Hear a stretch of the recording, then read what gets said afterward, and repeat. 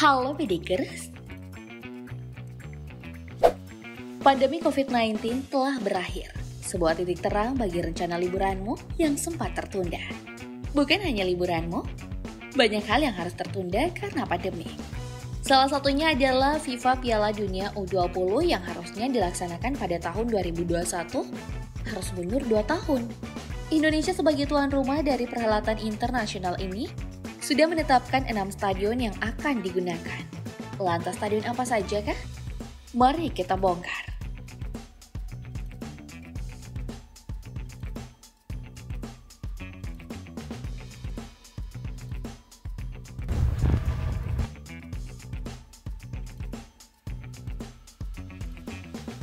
Stadion Manahan Surakarta dibangun pada tahun 1989 di atas lahan seluas 170.000 meter persegi dengan luas bangunan 33.300 meter persegi.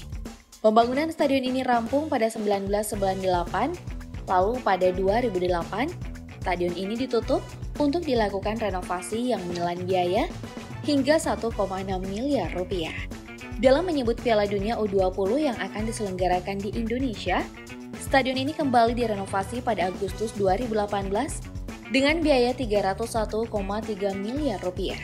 Kini stadion berkapasitas 20.000 penonton ini telah dilengkapi dengan berbagai fasilitas, diantaranya full single seat, papan skor Videotron, lampu stadion LED 2500 lux, ruang ganti yang dilengkapi dengan ruang mandi, ruang pijat pemain, kolam jacuzzi, CCTV face detection kualitas HD, ruang kesehatan, ruang kesekretariatan, ruang wartawan, ruang konferensi pers, ruang wasit, toilet penonton 32 unit, area parkir yang mampu menampung 2.300 motor dan 300 mobil. Sebelum bersiap menjadi tuan rumah Piala Dunia U20, stadion ini juga pernah digunakan untuk berbagai pertandingan lainnya, seperti Piala AFF U16 tahun 2010, ASEAN Para Games 2011, ASEAN Para Games 2022.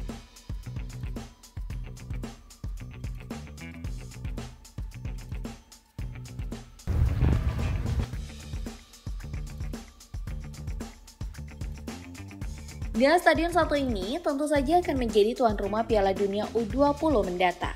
Pasalnya, stadion yang dibangun pada 8 Februari 1960 dengan memakan biaya pembangunan 12,5 juta US dollar ini rampung dan resmi dibuka pada 21 Juni 1962.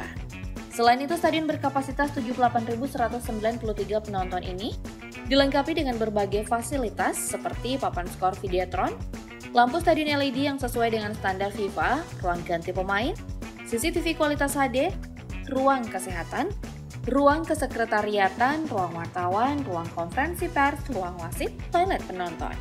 Stadion Gelora Bung Karno telah menjadi tempat terselenggaranya pertandingan olahraga nasional hingga internasional.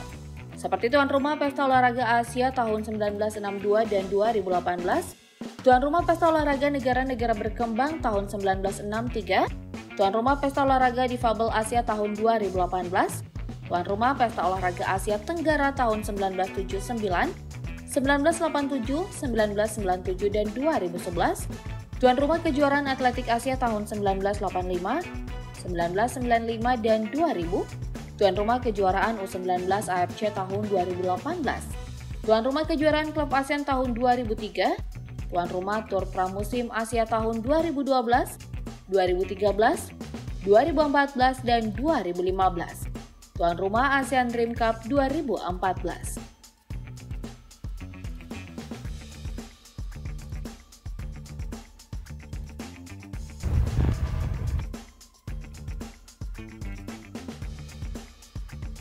Stadion kedua yang telah dipersiapkan adalah Gelora Bung Tomo. Stadion ini dibangun pada tahun 2008 dan dibuka 2 tahun setelahnya. Stadion yang dirancang oleh arsitek asal Malaysia ini berdiri di atas lahan seluas 100 hektar dan memakan biaya hingga 452 miliar rupiah. Stadion ini dapat menampung kapasitas 50.000 penonton yang terbagi atas 3 kelas, yaitu kelas standar, VIP, dan VVIP. Fasilitas yang ditawarkan pun berbeda di setiap kelasnya. Pada kelas standar, dudukan penonton terbuat dari dudukan beton setinggi 48 cm dengan memperhatikan kenyamanan kaki penonton. Pada kelas VIP, telah disediakan fasilitas restoran, sedangkan kelas VVIP hanya diperuntukkan bagi tamu-tamu penting dengan berbagai fasilitas khusus agar para tamu tak perlu beranjak dari kursi jika membutuhkan sesuatu. Stadion Gelora Bung Tomo juga dilengkapi dengan pengamanan ketat. Sebelum memasuki stadion, para penonton harus melalui ruangan screening. Selain itu, stadion ini dilengkapi dengan 21 pintu masuk. Di bagian depan tribun terbawah terdapat pembatas besi berbentuk huruf T setinggi 1,5 meter.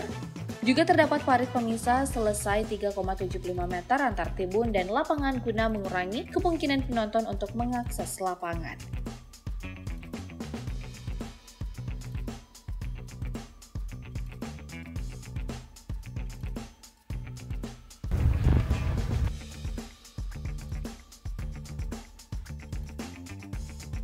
Stadion Kapten 1 Wayan Dipta dibangun pada tahun 1977 dan resmi dibuka pada 2003. Stadion yang awalnya berkapasitas 25.000 penonton ini mengalami 2 kali renovasi pada tahun 2015 dan tahun 2020.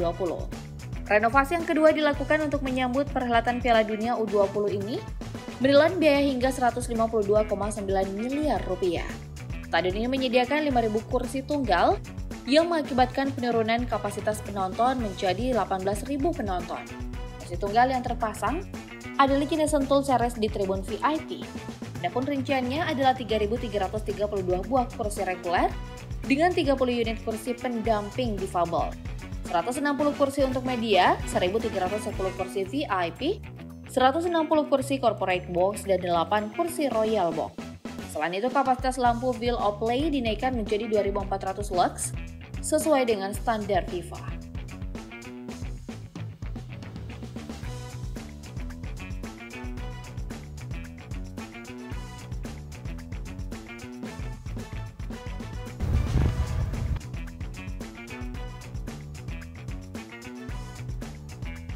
Stadion di Jarak Harupat memperoleh namanya dari julukan Oto Iskandar Dinata, salah seorang pahlawan nasional asal Bojong Soang. Stadion ini dibangun pada Januari 2003 dan selesai pada 26 April 2005.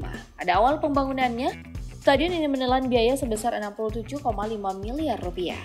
Stadion berkapasitas 27.000 penonton ini dilengkapi berbagai fasilitas, antara lain lapangan sepak bola dengan rumput jenis Zoysia Matrala Linmer, papan skor elektronik, lampu 3.000 lux, jogging track atletik ukuran standar sebanyak 8 lintasan, toilet, kantin, ruang ganti pemain, ruang wasit, dan lain sebagainya.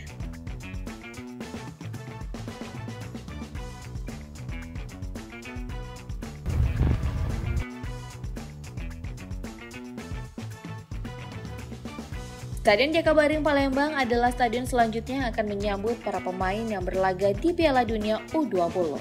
Stadion Jakabaring atau yang sering juga disebut dengan Stadion Gelora Sriwijaya. Pemberian nama untuk stadion ini berdasarkan dari Maharaja Maritim Sriwijaya yang berpusat di Palembang. Nama Stadion Jakabaring semakin melejit ketika ditunjuk sebagai salah satu lokasi diadakannya SEA Games 2011. Upacara pembukaan dan penutupan perhelatan internasional ini dipercayakan pada Stadion Jakabaring. Stadion ini selesai dibangun pada Desember 2017 di atas lahan seluas 24,97 hektar dengan luas bangunan mencapai 39.996 meter persegi. Stadion ini menampung 23.000 penonton dan juga dilengkapi dengan berbagai fasilitas seperti 4.000 penonton, kapasitas listrik 147.000 volt ampere, hingga area parkir seluas 3 hektar.